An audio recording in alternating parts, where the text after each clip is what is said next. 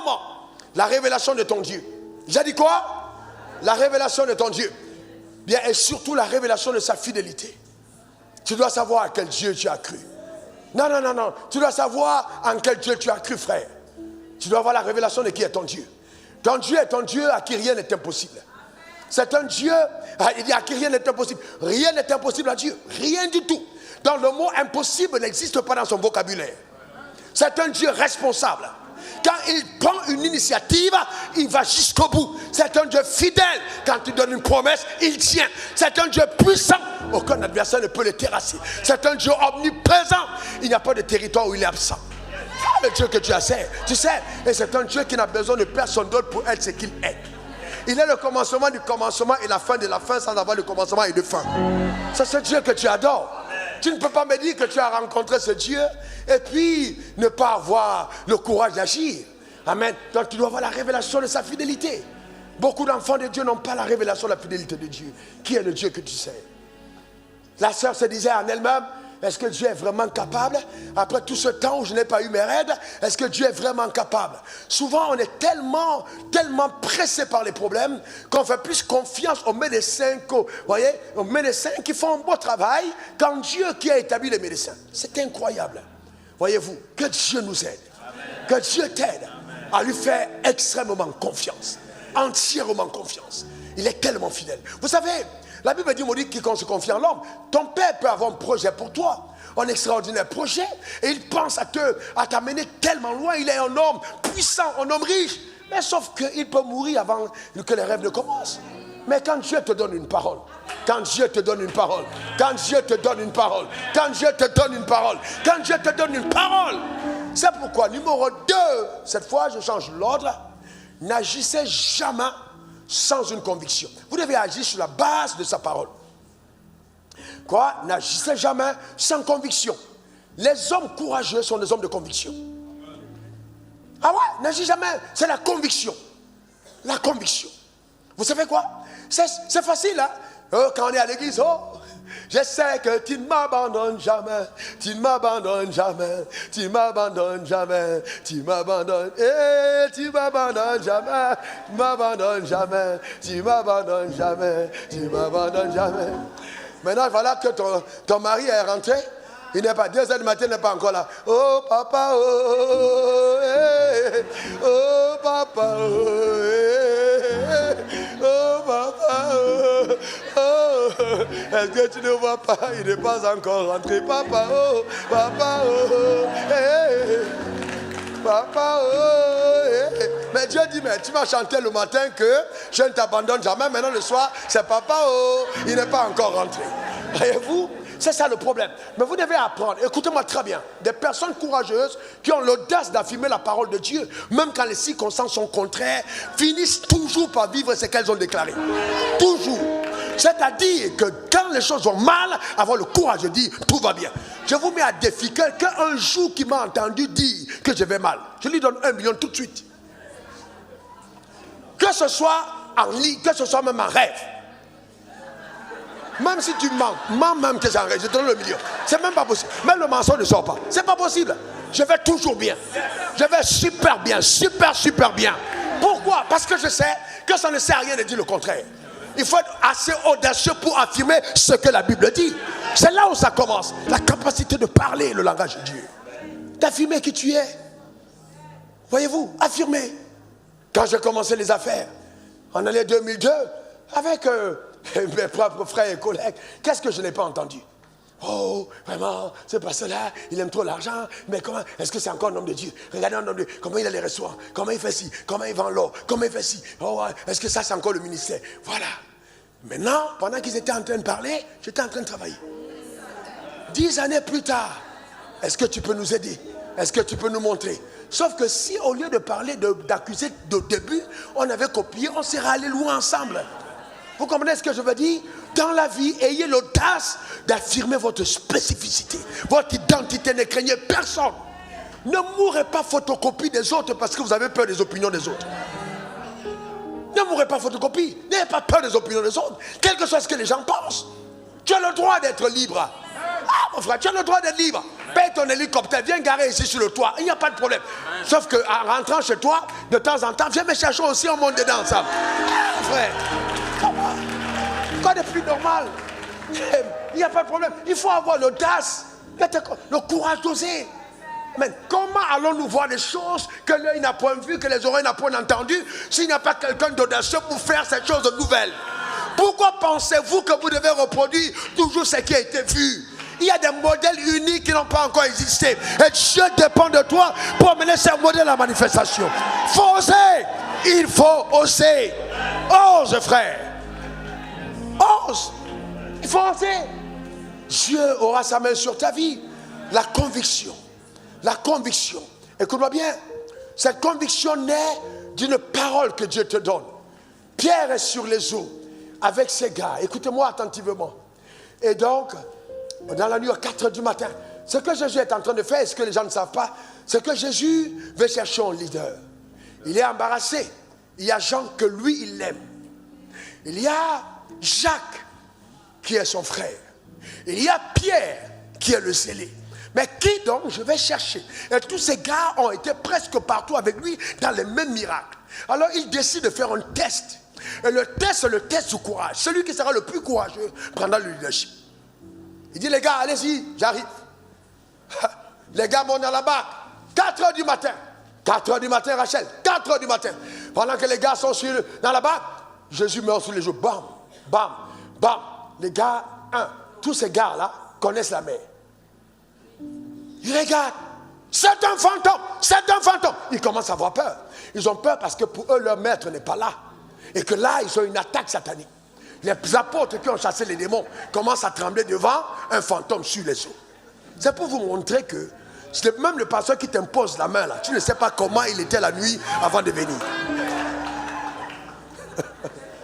Est-ce que tu comprends? Voyez-vous, c'était pas le peuple, c'était les leaders de l'église qui tremblent devant une ombre la nuit à 4 h du matin. Si ce n'est pas la grâce. Hé les gars, ce n'est pas un fantôme, ce n'est pas un fantôme, c'est moi. Et Pierre dit, si c'est toi qui as, parce que la Bible ne lui dit pas tout. Tu as dit que celui qui croit en toi fera les œuvres que tu fais, il la fera même de plus grandes, parce que tu t'en vas au Père. Alors, ordonne que je vienne. Si c'est toi, prouve-le que je sois comme toi. Vous savez, ça c'est l'audace. Tu ne dois pas, Dieu, c'est vrai tu es puissant, hein, mais tu as marché sur les eaux, moi aussi je suis ton fils, je veux te ressembler. Donc Dieu se rend compte que de tous les gars qu'on a là, il y a 11 religieux et il y a un gars qui est ton Dieu. Le gars dit, je sors de la barque de la religion, je vais aller où mon maître est. Et il dit, viens. Quand il pose les gars qui ont écrit la théologie, quand Dieu dicte sa parole, en disant ils marchaient sur les eaux, n'ont pas eu la totale révélation. En fait, il y a un mystère. Parce qu'aucun homme ne peut marcher sur les eaux. Pierre n'a jamais marché sur les eaux. Parce que si Jésus n'avait pas dit viens, il ne pouvait pas marcher.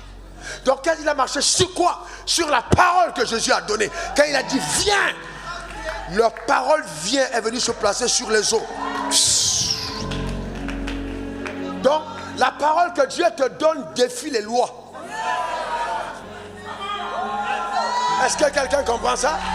La parole défie les lois. Donc cette parole va défier toutes les lois. La loi de la poussée de la chimère, la loi de la pesanteur. Toutes ces lois sont défiées par la parole. Parce qu'elle a été donnée par Dieu. Donc quand il pose son pas, bam, tout le monde dit c'est sur l'eau. Mais il sait qu'il pose sur la parole que Jésus lui a donnée. Sans la parole, il ne pouvait pas bouger. C'est la parole qui fait bouger. Donc la parole est ton pont. Donc ça veut dire que l'audace et le courage doivent être fondés sur une conviction d'une parole qu'on a reçue.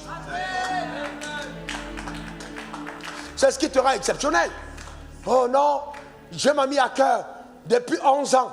Dieu t'a dit de créer une société. Jusqu'à aujourd'hui, tu n'as pas créé la société et tu es toujours avec ton même salaire. Tu vas aller où dans la vie? Le vrai problème, c'est que tu n'as pas le courage. Tu n'as pas le courage. Et même souvent, Dieu te force à aller à la société. On te chasse de l'entreprise. Et puis maintenant tu commences à écrire encore, j'ai l'honneur de. Dieu dit, mais jusqu'à quand cet homme, jusqu'à quand cette femme comprendra qu'elle est en train de chercher un emploi alors que c'est elle qui doit employer les gens? Mais parce qu'il te manque de courage. Il te faut oser. Oh non, mon père était fonctionnaire, mon père était commissaire, il faut que quelqu'un le remplace. Mon père était colonel, il faut que quelqu'un le remplace. Ma mère a voulu que je sois avocate. Qui est ta mère devant Dieu? Qui est ta mère devant Dieu? Quels sont les rêves de ta mère devant les rêves de Dieu? Pourquoi ne peux-tu pas avoir l'audace d'embrasser les rêves de Dieu? Ils sont plus grands, ils sont plus puissants, ils sont plus éloquents. C'est eux qui révèlent qui tu es. Il faut avoir l'audace d'agir. Il faut avoir l'audace sur une conviction. Tu sais que tu sais que tu sais que tu sais que tu sais. Ma mère est levée, on est à Abidjan, vous savez, allez au 220 logements. Demandez-leur. Demandez-leur au 220 logements. Quand je prêchais là-bas les années 2000, j'ai dit au 220 logements, jeune homme, que si je meurs sans avoir été riche, ne m'enterrez pas, je ne suis pas encore mort. Ce n'était pas la richesse que j'étais en train d'annoncer. J'étais en train d'annoncer mon état que je voyais. Et à l'an 2000, je touchais encore 15 000. Vous imaginez quels sont les commentaires des pasteurs quand je suis parti? Oh, ces jeunes pasteurs là, vraiment, je ne sais pas qu'est-ce qui est arrivé aujourd'hui. Mais les gens, écoutez, les gens doivent rire. C'est tout à fait normal. Est-ce que tu penses que les commentaires des copains de Pierre quand il allait dans l'eau étaient positifs? Mais le gars, comment il se... En tout cas, après, les gars, Thomas, tu as vu, hein? Il a déjà fait 100 mètres. Donc, les gars qui est au départ, comment... Pierre, toi, t'es fou, quoi. On est 4 heures du matin. Toi, Pierre aussi. C'est un fantôme. Est-ce que tu ne connais pas la voix du maître? Il y a la voix de discussion. Il dit non. Les gars, il est parti. Après, on dit, le gars est puissant. Hein? Il est sur l'eau. Les mêmes gars qui voulaient te décourager sont en train de changer d'avis. Sauf que quand les peureux voient cette histoire, ils ne s'attardent que sur un point. Et puis Pierre a sombré. Voilà leur problème. Pierre a sombré. Les gens qui sont paresseux, les gens qui ont peur, les gens qui ne font rien, ils ne regardent que le négatif. Et puis Pierre a sombré. Il a sombré. Mais Jésus a tendu la main. Parce que quand tu es courageux sur la parole que Dieu t'a donnée, je ne te laisse jamais tomber. Il ne te laisse jamais tomber. Il ne te laisse jamais tomber. Jésus a tendu la main. Alléluia. Maintenant, écoute-moi bien, viens. Jésus tend la main, viens à ma droite. C'est le protocole. Et puis Jésus le prend de la main. Et la barque est de l'autre côté et les gars rentrent ensemble. Je vous pose une question. Est-ce que vous savez qu'il y a des choses que Pierre sait, qu'aucun des 12 ne sait? Parce que la conversation qu'ils ont de ce point dans la nuit là, avant la barque, c'est quelque chose qui fait de lui quelqu'un de particulier. Donc la causerie qu'ils ont avant d'arriver à la barque. Et la Bible dit que quand ils sont entrés ensemble dans la barque, voilà qu'est-ce qui s'est passé? Le vent a... Et les gars sont venus se jeter au pied de qui? De Jésus. Et Pierre était où? À sa droite. Donc ces gars se sont prosternés. Ce jour-là, Jésus n'avait pas d'autre choix que de dire, voici votre leader. Voici votre leader. Parce que les gars s'étaient prosternés. Et le gars était le seul debout qui n'était pas prosterné. Les autres étaient prosternés devant Jésus. Mais il était debout parce que lui-même avait vécu avec Jésus ce genre de miracle. Que ton audace, que ton courage t'amène à une autre dimension. Donne-moi ton meilleur amen. Dis encore amen. Et que la grâce de Dieu te localise. Voyez-vous? Amen. Est-ce que ça va? Est-ce que je te parle?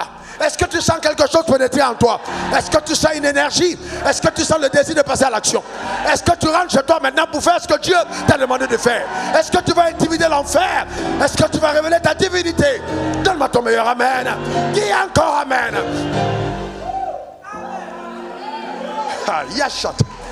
Je vais te dire une chose vraie avant de te donner le dernier ingrédient, le dernier condiment. C'est que ni moi, ni lui, ni elle, personne ne connaît exactement ce que Dieu a caché en nous. Il a dit quoi? Personne. Et Dieu n'est pas obligé de tout te montrer. Avec le temps et l'expérience de la marche, j'ai dit que Dieu te cache les vérités. Si on m'avait dit un jour que ce jeune homme-là peut avoir le jet, prendre des gens dans l'avion, aller dans le pays 10 jours stationnés, les gars sont là avec des pilotes étrangers et tout ça, l'avion est garé au tarmac, et puis je n'aurais jamais cru. Même si Dieu a empêché que je voie, parce que ayant vu ça même, j'allais croire que c'est la sorcellerie. Il y a des choses que Dieu ne peut pas te montrer parce que tu vas être sûr que tu as attaqué. Tu vas dire c'est une attaque contre ta destinée. Tu joues avec ta vie parce que tu sais pas ce que Dieu te réserve. Comment toi tu peux avoir reçu Dieu et tu joues dans les bars? Tu peux avoir reçu Dieu et toi tu es en train de jouer dans le truc avec les femmes. Quel est ton problème? Tu as reçu Dieu, le créateur de l'univers, et tu joues avec ta jupette. Moi je ne sais pas où tu veux aller. Est-ce que tu crois en Dieu? Est-ce que tu crois en Dieu? Est-ce que tu crois en Dieu? Le courage d'oser, oser affirmer ton identité. Psst, psst, psst. Quand tu t'arrêtes. tu ne sais même pas qui tu es. Le courage de faire semblant de n'avoir pas vu. Le courage d'avancer parce que tu n'es pas... Est-ce que tu comprends le courage? Le courage d'affirmer que tu es un enfant de Dieu. Tu es belle mais tu n'es pas n'importe qui. C'est l'audace. Est-ce que quelqu'un comprend ça? Le courage d'être toi-même. Qu'est-ce qui vous prend, mes soeurs? Le courage d'être vous-même. Je ne comprends pas. Après, non, je ne comprends pas ce qui arrive. Non, je ne comprends pas. Je ne comprends pas. J'arrive. Depuis que je prie, ton mari te chaîne, il ne te voit pas. Tu ne ressembles pas à la femme qu'on a montrée. Tu as trop changé. Il est à côté de toi tous les jours, mais il ne te voit pas. Tu as trop changé, trop changé. Tu as trop changé. Parce que l'image qu'on a montrée, ce n'est plus toi. Tu t'es tellement défiguré en cherchant un homme, au lieu d'être transfiguré pour l'avoir. Pas de vrai problème. Le courage d'oser être toi-même. Oser être toi-même. Oser être toi-même. Est-ce que tu es obligé de faire comme tout le monde? Est-ce que tu es obligé? Est-ce que tu es obligé? Ne vous conformez pas au siècle présent. Ça demande de l'audace. Tu n'es pas obligé. Ah, mes camarades vont penser qu'on s'en fout de ce qu'elles pensent. Ce qui compte, c'est la fin. Elles viendront chez toi en audience. Elles viendront chez toi. Elles seront en salle d'attente. Elles viendront. Oh, Aradada, Shanda Kataba. Est-ce que quelqu'un comprend ça? C'est quoi ça? Amen. C'est toi, je ne te parle du dernier point. Je peux continuer? Le dernier point, c'est l'alliance. Dis après moi l'alliance. Dis après moi alliance. Dis encore après moi alliance. Ah ouais, il y a un contrat. Il y a un contrat. Il y a un contrat. C'est pas parce qu'on te voit clair, tu peux être obscur. Ce qui te fait briller dans le règne spirituel, c'est la lumière de Dieu. Ce n'est pas la lumière de ta peau. C'est Dieu. Ce n'est pas tes avoirs, c'est Dieu. Les convictions profondes que tu as. Regarde-toi dans le miroir et sois content de vivre cette vie. Vous pensez qu'on chante des cantiques simplement parce qu'on a l'argent? On chante le cantique de joie parce qu'on est dans sa volonté.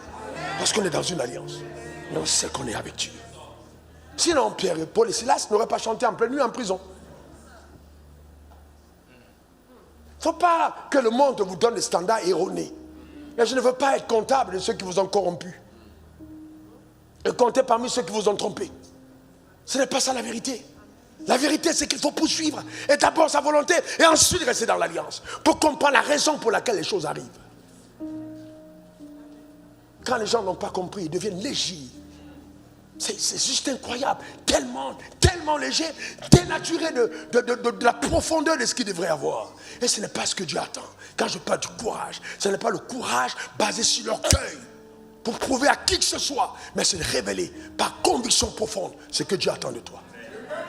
Et que tu puisses rentrer dans ta chambre et puis, pendant que tout va mal, que tu puisses pleurer devant Dieu en disant, Seigneur, je pleure, j'ai obéi, je pleure. Et puis que tu prennes la consolation du Seigneur. Ça peut arriver. Ça peut arriver. C'est là porter sa croix. Mais il faut être courageux.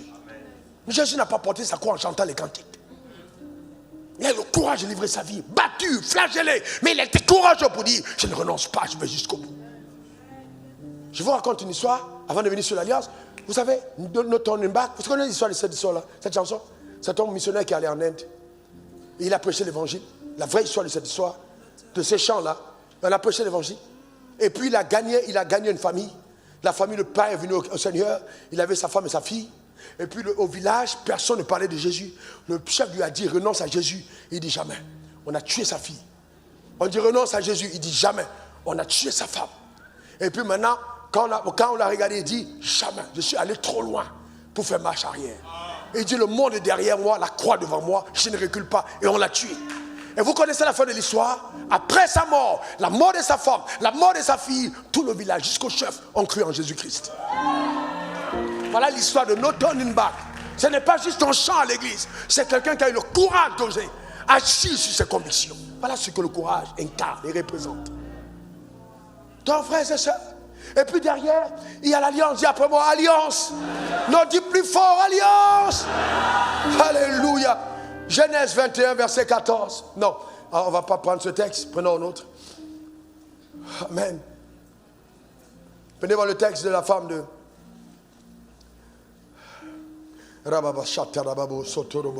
oui. Ok, prenons Genèse 21, 14 à 18. Prenons-le. Genèse 21, 14 à 18. Prenons ce texte. Abraham se leva de bon matin et prit du pain et une outre d'eau qu'il donna à Agar et plaça sur son épaule. Il lui remit aussi l'enfant et il la renvoya. Vous savez, il y a des gens qui vont abuser de vous et vous renvoyer. Cette femme a été recommandée par la femme d'Abraham. Abraham a eu cette femme. Abraham a eu un enfant avec elle. Et après, la femme demande de chasser cette femme. Non simplement, on a bougé sa vie. Elle a eu un enfant. Elle n'a pas de mari. Elle n'a pas d'avenir. Elle a perdu son travail parce qu'elle pensait rendre service. Il ne faut jamais oublier que Dieu est juste. Il l'a renvoyée. Elle s'en alla et s'égara dans le désert de Beersheba. Je ne peux pas vous expliquer quel cœur cette femme peut avoir. Il y a des gens tellement blessés d'avoir été corrects. Moi, je sais de quoi je vous parle. Ils sont blessés d'avoir été corrects. Vous avez été gentil avec des gens, mais la récompense est terrible. Ne regardez jamais aux hommes, vous serez déçus. Continuons. Verset. Quand l'eau de l'outre fut épuisée, elle laissa l'enfant sous un de ses abrisseaux. Et alla s'asseoir vis-à-vis à une portée d'arc. Car elle disait, je ne vais pas mourir mon enfant. Elle s'assit donc vis-à-vis de lui. Et elle éleva la voix et pleura. Qui élève la voix et qui pleure? Qui élève la voix et qui pleure? Regardez la suite. Dieu entendit la voix de l'enfant. C'est étrange, non? Vous savez, quand vous lisez la Bible, faites attention aux détails. Il a entendu la voix de l'enfant. Et l'ange de Dieu appela du ciel Agar. Et lui dit, qu'as-tu Agar? Ne crains point, car Dieu a entendu la voix de l'enfant dans le lieu où il est. Donc Dieu dit à Agar, tu es en train de pleurer, tu es en train de prier. Si ce n'était que toi, je ne t'aurais pas entendu. Mais comme cet enfant est né d'Abraham, avec qui j'ai une alliance, j'ai entendu ses cris. Attention. Cet enfant est né de la volonté permissive, ce n'est pas la volonté parfaite.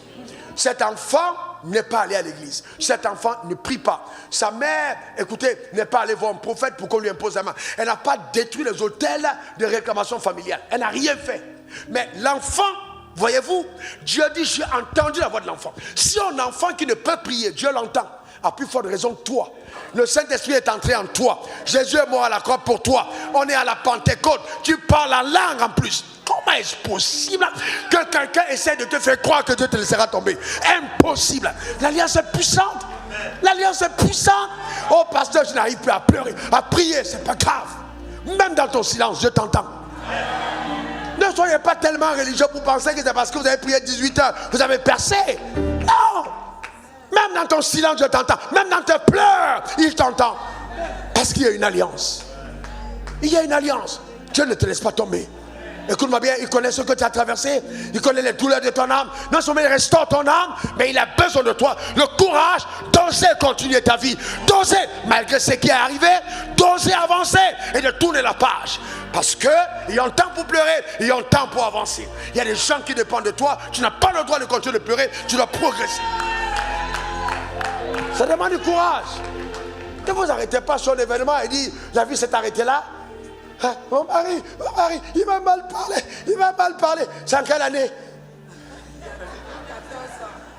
En 1996, papa. En 1996, on était en train de prendre un taxi. Il m'a regardé comme ça, il m'a dit, mais toi là, vilaine fille là, viens ici. En quelle année? 96. Toi-même, tu as envie de dire ailleurs de voir Satan. Tu es arrêté en 96. 96 avec ton mari, 96, tu n'as pas eu le courage de pouvoir oser pardonner et avancer avec lui, et tu as détruit ton mariage à cause d'une phrase. Tu n'as pas honte. Tu n'as pas honte. Tu n'as pas honte. Dieu t'a connecté à quelqu'un, il a commis une erreur, tu as laissé tomber.